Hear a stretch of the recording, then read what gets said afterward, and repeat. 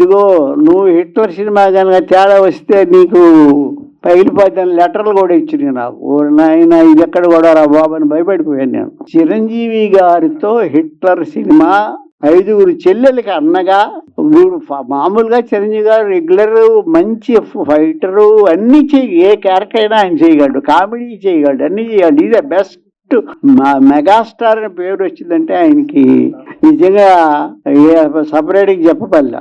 ఇలాంటి అవకాశం నాకు రావడానికి కారణం మన ఎడిటర్ మోహన్ గారు ఆయనకి చిరంజీవి గారికి చెప్తే ఓకే అని అన్న చిరంజీవి గారికి ఇద్దరికి నా జన్మకే రుణపడి ఉంటాను. ఎందుకంటే అలాంటి సినిమా నాకు రావడం, మళ్ళా రిలీజ్ మన తెలుగు సినిమాల్లో రిలీజ్ అయిన సినిమాలు అంతకుముందే కాదు, ఈ మధ్య కాలం లేదు. ఇది రిలీజ్ ఖచ్చితంగా చాలా గొప్ప సినిమా. రిలీజ్ అయినా కూడా ఫ్రెష్ గానే ఉంటుంది. ఇంత మంచి సినిమాలు ఈ మధ్య కాలంలో రాలేదు కదా, రావడం లేదు. ఎందుకంటే కథలు లేక ఏదో సమస్యలు వాళ్ళకి. ఇంత మంచి సినిమా నాకు ఇచ్చిన ఎడిటర్ మోహన్ గారికి, చిరంజీవి గారికి నా లైఫ్ లాంగ్ రుణపడి ఉంటాను.